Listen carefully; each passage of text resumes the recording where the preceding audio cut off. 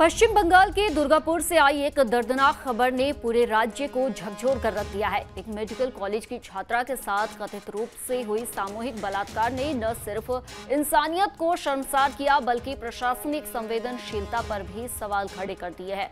लेकिन इस दर्दनाक घटना के बीच जो सबसे ज्यादा चुभा वो था मुख्यमंत्री ममता बनर्जी का बयान। रविवार सुबह उत्तर बंगाल रवाना होने से पहले कोलकाता एयरपोर्ट पर ममता बनर्जी मीडिया से मुखातिब हुई।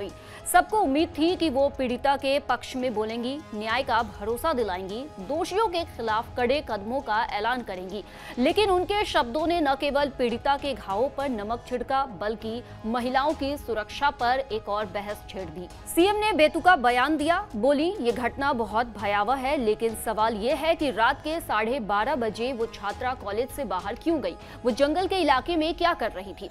बस यही वाक्य था जिसने पूरे माहौल का रुख बदल दिया। सोशल मीडिया पर लोग भड़क उठे। क्या अब भी महिलाएं अपनी सुरक्षा के लिए ही जिम्मेदार है?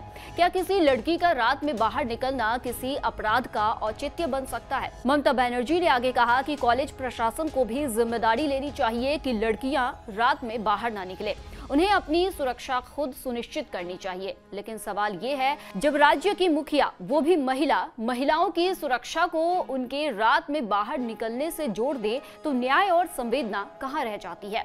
ये कोई सामान्य टिप्पणी नहीं थी बल्कि एक खतरनाक सोच का आईना थी, जिसमें अपराधी की नहीं बल्कि पीड़िता की हरकतों की जांच पहले शुरू होती है।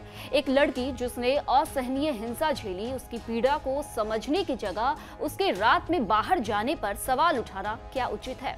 मुख्यमंत्री ने कहा कि 3 लोगों को गिरफ्तार किया जा चुका है और सख्त कार्रवाई होगी, लेकिन साथ ही उन्होंने ये भी कहा लड़कियों को रात में कॉलेज से बाहर नहीं जाने देना चाहिए। ऐसे वक्त में जब देश भर में महिलाएं बराबरी और आजादी की बात कर रही हैं, ऐसे बयान कहीं ना कहीं उस आजादी की जड़ों पर चोट करते हैं, क्योंकि अपराधी का दोष तभी तय होगा जब समाज पीड़िता को दोषी मानना बंद करेगा।